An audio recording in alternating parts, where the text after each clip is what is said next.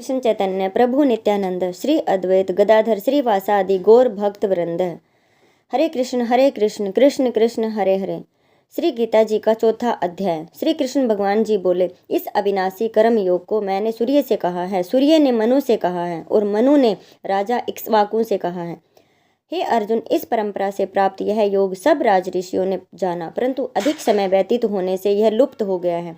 वही प्राचीन योग आज तुमको मैंने बताया है, क्योंकि तुम मेरे प्रिय भक्त और मित्र हो। यह योग रहस्य अति उत्तम है। अर्जुन कहने लगे, आपका जन्म तो अभी हुआ है और सूर्य का जन्म तो बहुत प्राचीन है, बहुत पहले का था। मैं कैसे मानूं कि आपने सूर्य को यह योग बताया था। श्री कृष्ण जी बोले, हे अर्जुन, मेरे और तुम्हारे अनेकों जन्म हो चुके हैं, मुझे याद है और तुम भूल गए हो। जन्म से रहित अविनाशी संपूर्ण प्राणियों का स्वामी अपनी प्रकृति में स्थिर हूँ, तथापि अपनी माया से जन्मता हूँ। हे भारत, जब जब धर्म की हानि होती है और अधर्म का प्राबल्य हो जाता है, तब तब ही मैं जन्म लेता हूँ। साधुओं की रक्षा, पापियों का नाश और धर्म की स्थापना करने के लिए प्रत्येक युग में जन्मता हूँ। जो मेरे इस अलौकिक जन्म और कर्म का तत्व जानता है, वह मृत्यु होने पर भी जन्म नहीं लेता, मुझ में लीन हो जाता है। इस भांति मोह, भय और क्रोध का त्याग कर मुझ में भक्ति करके और मेरी शरणागति हो, बहुत से मनुष्य ज्ञान रूपी तप से पवित्र हो करके मुझ में ही मिल जाते हैं। जो जिस भाव से मेरा पूजन करता है, उसको मैं उसी प्रकार का फल देता हूँ। हे पार्थ, मनुष्य सब प्रकार से मेरे मार्ग का अनुसरण करते हैं, अर्थात यह चाहे जिसकी सेवा करे वह मेरी ही सेवा है। मनुष्य लोक में कर्म सिद्धि की इच्छा करने वाले देवताओं का पूजन करते हैं, क्योंकि इस लोक में कर्म की सिद्धि शीघ्र होती है। मैंने चारों वर्णों की सृष्टि अपने अपने गुण और कर्म से ही की है। सृष्टि का कर्ता मैं हूँ, तथापि मुझे अकर्ता अविनाशी जानो। कर्म मुझको वृद्ध नहीं कर सकते हैं, तथापि कर्म फल में मेरी कामना नहीं है। इस प्रकार जो मुझको पहचानता है, वह कर्मों के बंधन में नहीं पड़ता। अतएव पूर्व पुरुषों के किए हुए कर्म को तू भी कर। हे अर्जुन, कर्म क्या है और अकर्म क्या है, इसके विचार में विद्वान की बुद्धि भी चकरा जाती है। उसी कर्म का वर्णन मैं तुमसे करूंगा, जिसके जानने से संसार के बंधन छूट करके मोक्ष के भागी होंगे। कर्म, विकर्म और अकर्म तीनों का जानना आवश्यक है, क्योंकि कर्म की गति गंभीर है। हे अर्जुन, जो कर्म करने की कोई कामना नहीं रखता और जिसके समस्त कर्म ज्ञान रूपी अग्नि से भस्म निर्मल हो गए हैं, उसको पंडित कहते हैं। जो कर्म फल की आशा छोड़कर और उसमें आसक्ति भी नहीं रखता और निराश्रय की ही संतुष्ट रहता है, ऐसा मनुष्य कर्मों में घिरा रहने पर भी मानो कुछ नहीं करता। देव योग से जो कुछ मिल जाए उसी पर संतुष्ट रहता है, जो हर्ष, शोक आदि द्वंद्वों से मुक्त है तथा किसी से ईर्ष्या नहीं करता। कर्म की सिद्धि या असिद्धि में भेद नहीं समझता, वह कर्म करता हुआ भी उसमें नहीं बंधता है। जो फल की इच्छा नहीं रखता, वह वासना से दूर हो गया है। ज्ञान में जिसका मन अचल है और जो यज्ञ के कर्म करता है, वे सब कर्म लुप्त हो जाते हैं।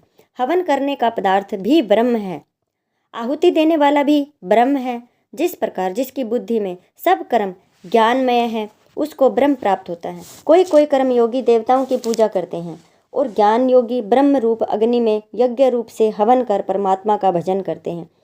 कोई ऐसे हैं जो अपनी इंद्रियों को तथा कर्मों को संयम रूप अग्नि में होम देते हैं, और कितने ही इंद्रिय रूप अग्नि में इंद्रियों के रूप शब्द आदि विषयों को होम देते हैं। कितने ही लोग इंद्रियों के सब कर्मों को और प्राणों के कर्मों को आत्मज्ञान से प्रज्वलित संयम रूप अग्नि में होम देते हैं। कोई तो द्रव्य यज्ञ करते हैं, कोई तप यज्ञ, कोई योग यज्ञ, कोई स्वाध्याय और कोई ज्ञान रूपी यज्ञ करते हैं, और कोई प्राणायाम में तत्पर रहने वाले योगी प्राण और अपान वायु में प्राण को रोकते हैं, प्राण वायु में अपान वायु का लय करते हैं। कोई आहार को निरंतर कम करके प्राण को होमते हैं, वे यज्ञ वेता हैं, और यज्ञ ही से इनके सब पाप नाश हो जाते हैं। जो यज्ञ में बचे हुए अमृत रूप अन्न को खाते हैं, वे सनातन ब्रह्म को प्राप्त होते हैं। हे अर्जुन, जो यज्ञ नहीं करते हैं, उनको यह लोक और परलोक दोनों ही नहीं है। इस प्रकार से बहुत से यज्ञ वेद में विस्तार सहित वर्णित है। इन सब को कर्म से उत्पन्न हुए जानो। हे परंतप, द्रव्यमय यज्ञ से ज्ञान यज्ञ उत्तम है। हे पार्थ, फल सहित सब कर्म ज्ञान में समाप्त हो जाते हैं, सो उस ज्ञान यज्ञ का तत्वदर्शी और ज्ञानी लोग तुमको उपदेश करेंगे। इसीलिए तुम उनकी सेवा करना और उनको विनयपूर्वक प्रसन्न करके ज्ञान यज्ञ जानना। इस ज्ञान का लाभ प्राप्त करके तुमको ऐसा मोह फिर नहीं होगा। इसी ज्ञान से समस्त प्राणियों को तुम अपने में और मुझ में देखोगे। यदि सब प्राणियों में से भी अधिक पाप करने वाले हो तो भी ज्ञान रूपी नौका से ही सब पाप रूपी समुद्र को पार कर जाओगे। हे अर्जुन, जिस प्रकार प्रज्वलित अग्नि लकड़ी को जलाकर भस्म कर देती है, वैसे ही ज्ञान रूपी अग्नि सब कर्मों को भस्म कर डालती है। इस लोक में ज्ञान के समान पवित्र और कुछ नहीं है। यह ब्रह्म बहुत काल पर्यंत कर्म योग से सिद्ध हुए पुरुषों को अपने आप ही प्राप्त होता है। जो श्रद्धावान पुरुष इंद्रियों को जीतकर ब्रह्म ज्ञान में लगा रहता है, वह ज्ञान को प्राप्त करता है और ज्ञान को पाकर अल्प समय में ही शांति को पा जाता है।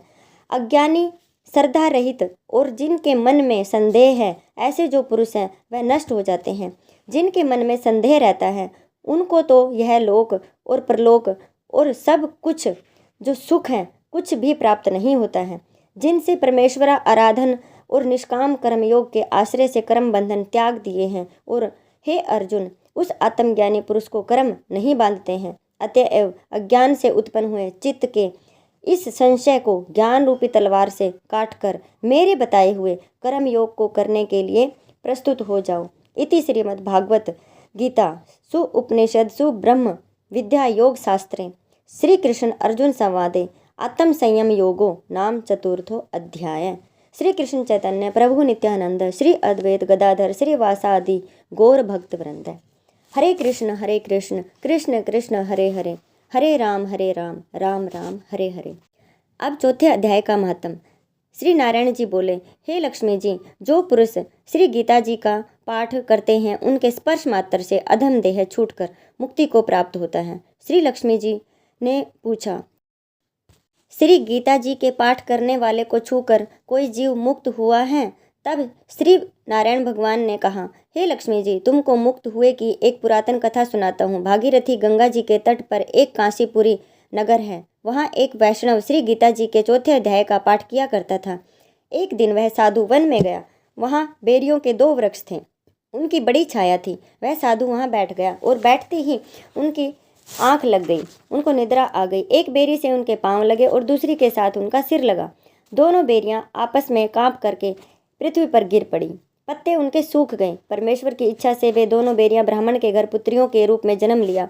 हे लक्ष्मी जी, बड़े उग्र पुण्यों के करने से मनुष्य को मनुष्य देही प्राप्त होती हैं और फिर ब्राह्मण के घर में जन्म लेना, यह तो अति उत्तम है। उन दोनों लड़कियों ने तपस्या करनी आरंभ कर दी। जब वह दोनों बड़ी हुई तब उनके माता पिताजी ने उनके विवाह के लिए उनसे कहा। तब उन्होंने अपने माता पिताजी से कहा कि वह विवाह नहीं करेंगी। उनको अपने पिछले जन्म की खबर थी। वह जाति से सुंदर थी और जन्म से ब्राह्मण थी। उन्होंने कहा कि एक हमारे मन में कामना है, परमेश्वर वह पूर्ण करे।